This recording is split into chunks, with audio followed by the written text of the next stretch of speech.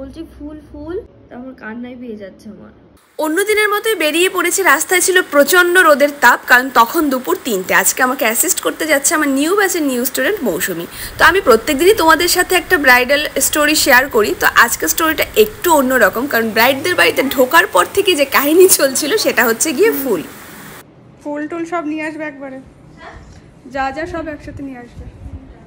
Chair লাগবে দুটো, হ্যাঁ দুটো চেয়ার লাগবে। আমার কাজ করতে গেলে যা যা লাগবে সেটা আমি বলে দিলাম, আর ব্রাইডের জিনিসপত্রও চলে এসেছে, কিন্তু যেটা আসলো না সেটা হচ্ছে গিয়ে ফুল।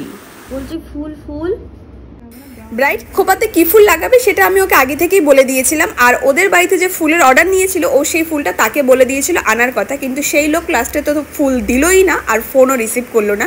তো ব্রাইডের মাথায় ফুল থাকবে না সেটা বড্ড মেমানা না। ওদের বাড়ির আশেপাশে যে দোকান রয়েছে সেখানে কোনো ফুল নেই, আর অন্য যে দোকান রয়েছে মানে হয় বারাসাত নতুবা ব্যারাকপুর, সেখান থেকে ফুল আনতে গেলে অনেকটা লেট হয়ে যাবে ওকে রেডি করতে গিয়ে। তো সেই ফুল নিয়ে চললো অনেক কাহিনী, কাটাকাটি, তাই পুরো ভিডিও দেখার অনুরোধ রইল। ফুল ফুল ফুল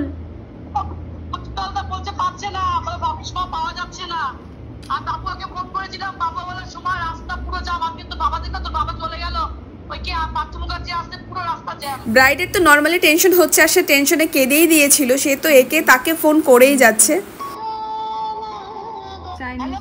যেহেতু ফুল পাওয়া যাচ্ছে না, আমি লাস্টে বাধ্য হয়ে বললাম ঠিক আছে তাহলে দুটো করণের মালা আনিয়ে দাও, তাহলেই হবে। হবে না, কি বলছে বলো, নামটা বলো।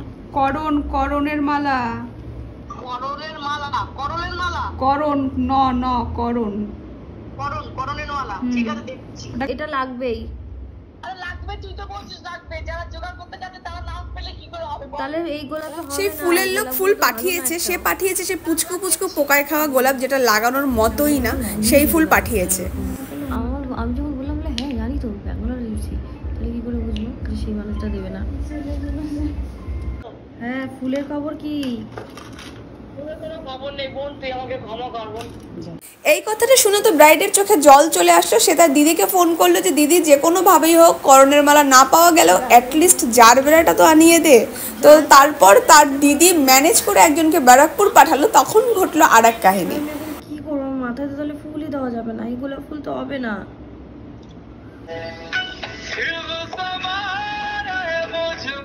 হ্যালো, বলছি কি যে ফুল পাচ্ছি না, আমার চুলে ফুল দেওয়া যাবে না, একটুখানি মইনাকদাকে বল না 10টা জারবেরা সাদা এনে দিতে, তাই এনে দিতে, জারবেরাই লাগাই। কেন গোলাপ এনে দিল না? ওই গোলাপ তুই দেখেছিস? না আমি খেয়াল দেখিনি, কিন্তু কেন? তোকে আমি কি করে বোঝাবো গোলাপটা কেমন? নেতানো চুঙ্গা চুঙ্গা গোলাপ হয় না ছোট ছোট, কি বলবো আমি, কি ভাষা দিয়ে বোঝাবো সেটাই বুঝতে পারছি কেন তুই? দাঁড়া সুজয়, সুজয় কোথায়? আমি জানি না, আমার মাথায় ফুল নেই, তাহলে ফুল দিতে পারবো না পুরো মাথা। শেষ পর্যন্ত একজনকে ম্যানেজ করা গেল যে ব্যারাকপুর থেকে ফুলটা এনে দেবে। সেই লোক যখন বেরোচ্ছে বাবার সাথে দেখা হয়েছে, সে বলছে ফুল কোথাও পাওয়া যাচ্ছে না, দেখো তুমি কি করবে। তো সে ভাবলো যেহেতু পাওয়া যাচ্ছে না, সে হাল ছেড়ে দিয়ে বাড়ি এসে বসে রয়েছে। তারপর যখন লাস্টে আমার রেডি হয়ে গেছে, আমি বলছি ফুল কোথায়, ফোন করেছে যে ফুল কি এনেছে, তো বলছে যে না সে তো যায়নি। তারপর আবার তাকে ম্যানেজ করে পাঠানো হলো, কিন্তু লাস্টে গিয়ে দেখা গেল যে তখন প্রায় 9টা বাজতে চললো, আর ওয়েট করা যাচ্ছে না।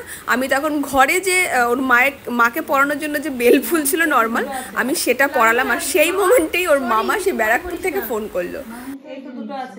লাগবে না মামা, সরি, কিছু মনে করিস না, ঠিক আছে, গালাগালি পরে দিস, লাউডে আছে ভাই।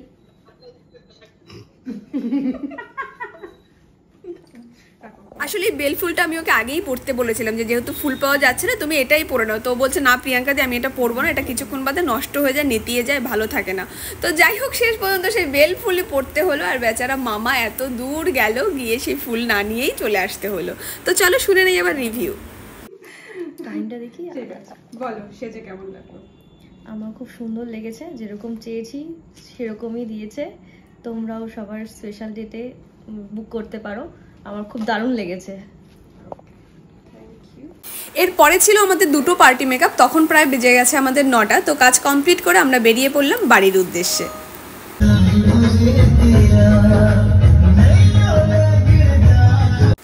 সেখান থেকে টোটো ধরে আমরা চলে আসলাম বাড়ির উদ্দেশ্যে। ভিডিও কেমন লাগলো জানাতে ভুলো না। টাটা সবাইকে।